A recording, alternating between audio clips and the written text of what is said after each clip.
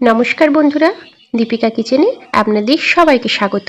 আজ আমি আপনাদের গাজরের কেক বানিয়ে দেখাবো, যেটা বানানো খুবই সহজ আর বাড়িতে থাকা উপকরণ দিয়ে বানিয়ে নিতে পারবেন।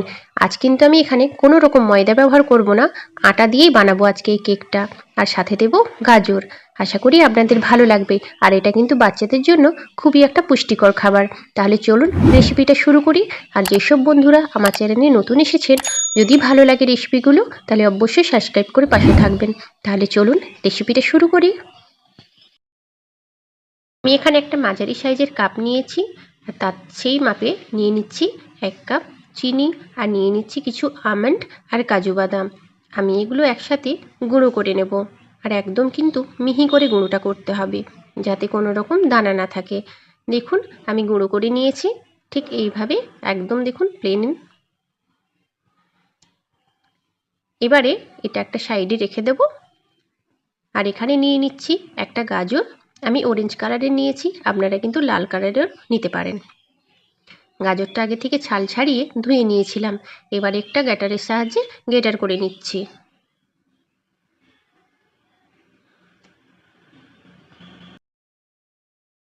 এখানে আমার সম্পূর্ণ গাজরটা কিন্তু গ্রেট করা হয়ে গেছে। এবারে আমি একটা প্যান বসিয়ে দিয়েছি, সসপ্যান। সেখানে নিচ্ছি 1 কাপ ঘি। ঘিটা একটু গরম করে নেব। আমি কাঁচা ঘিটা দেব না। ঘিটা গরম করে কিন্তু ঠান্ডা করে নিতে হবে। ঠান্ডা করা ঘিটা আমি দিয়ে দিচ্ছি।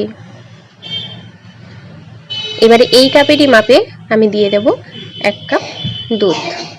তো আপনারা যেই জিনিসেই নেবেন, তবে মাপটা যেন একই থাকে, সেদিকটা একটু লক্ষ্য রাখবেন। আর এখানে দিয়ে দিচ্ছি 1 চামচ ভিনিগার। এবার একটু মিশিয়ে নেব।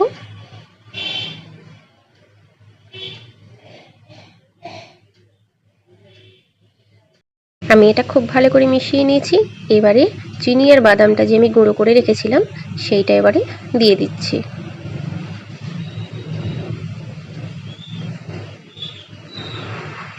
এবারে এটা খুব ভালো করে একটু মিশিয়ে নেব।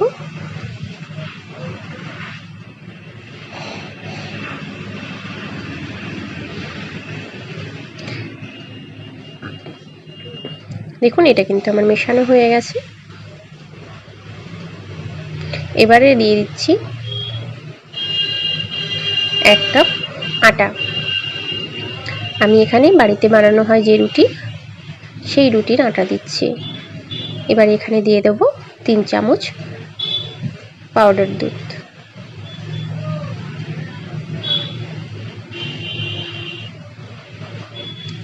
এবারে দিয়ে দেব 1 চামচ বেকিং পাউডার, আর দিয়ে দেব একটুখানি বেকিং সোডা। এবারে সমস্ত উপকরণগুলো খুব ভালো করে মিশিয়ে নিচ্ছি। একটু হালকা হাতে মিশিয়ে নিতে হবে, তবে এটা কিন্তু খুব বেশি পাতলা হবে না। এই যে দেখুন, ঠিক এই রকম কিন্তু একটু গাঢ় গাঢ় থাকবে। এটা আমার ভালো করে মেশানো হয়ে গেছে। এবারে দিয়ে দিচ্ছি গ্রেট করে রাখা গাজর। গাজরটাও কিন্তু আমি এখানে 1 কাপ দিলাম। এটা কিন্তু 1 মিনিটের কম সময় নিয়ে মিশিয়ে নিতে হবে, তবে ঘনত্বটা কিন্তু এরকমই ঠিক থাকবে, খুব বেশি কিন্তু পাতলা করা যাবে না। তাই এটা আমি ভালো করে মিশিয়ে নিচ্ছি।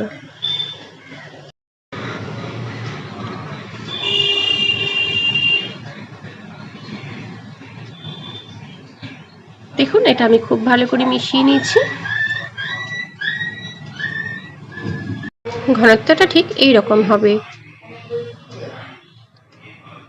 এবারে এটা সরিয়ে রেখে দেব। এবার একটা পাত্র নিয়েছি এখানে। এই যে দেখুন, আমি আগে থেকে কিন্তু একটা পেপার কেটে রেখে দিয়েছি।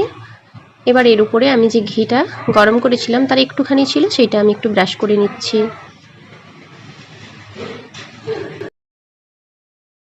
তেলটা ব্রাশ হয়ে গেছে, খুব ভালো করে মাখিয়ে নিয়েছি। এবারে আমি ব্যাটারটা ঢেলে দিচ্ছি।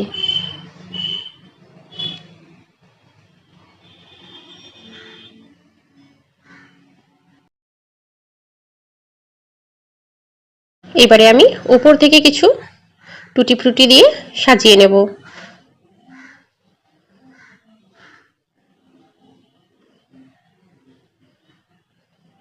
আপনাদের কাছে যদি এই টুটি ফুটি না থাকে কোনো অসুবিধা নেই, আপনারা কিন্তু এমনিও বানাতে পারেন। এটা দেখতে যাতে ভালো লাগে তার জন্য দিলাম।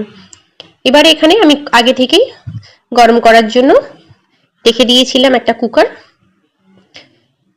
এবারে তার মধ্যে আমি এটা বসিয়ে দিচ্ছি।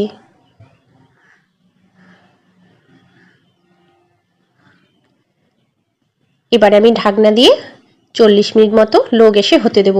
আমি কিন্তু এখানে কুকারের রাবার আর ওপরের যে লকটা থাকে আমি খুলে নিয়েছি। 40 মিনিট পরে দেখুন আমি বের করে নিয়েছি। এই যে দেখুন কত সুন্দর হয়েছে। এবার আমি সাইডগুলো একটু ছুরি দিয়ে এভাবে ছাড়িয়ে নেব।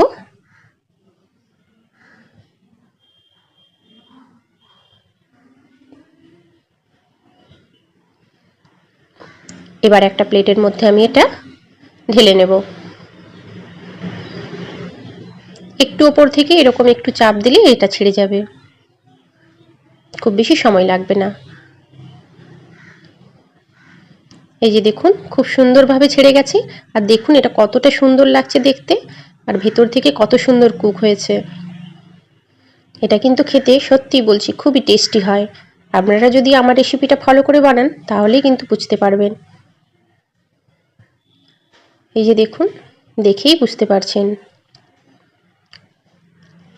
এবারে আমি একটু এটা কেটে আপনাদেরকে দেখাচ্ছি।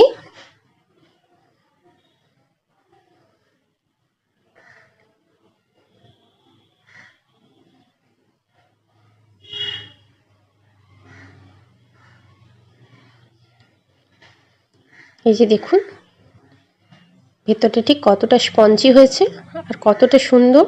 এটা সত্যি বলছি খেতে খুবই সুন্দর হয়। আমার রেসিপিটা আপনাদের কেমন লাগলো অবশ্যই কমেন্ট করে জানাবেন। আর যদি ভালো লাগে তাহলে লাইক করে শেয়ার করে দেবেন। সবাই ভালো থাকবেন, সুস্থ থাকবেন। নমস্কার।